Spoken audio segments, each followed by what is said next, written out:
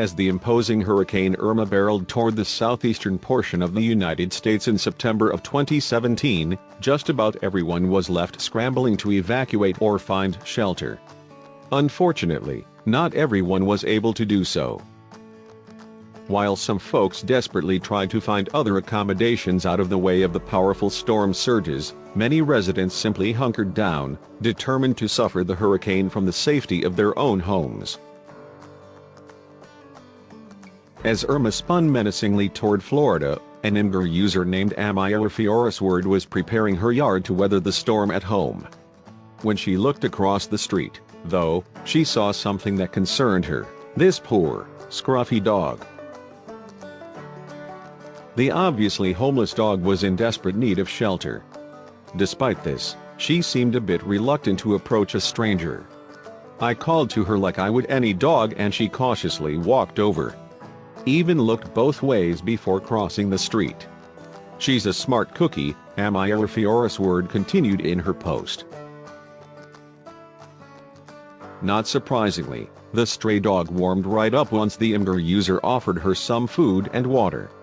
She scarfed it down with such ferocity, Amira Fiorisword continued in her post. She went through 3 bowls of food and 2 cups of water before taking a breath. And each time I went back in the house, she waited patiently for me to come back out. Wanting to see if her previous owner was looking for her, the Imgur user posted a message on social media. Shortly thereafter, she received a response that informed her that the pup once had a loving family who had to give her up to another family when they fell on hard times. The second family, however, had to give her up as well.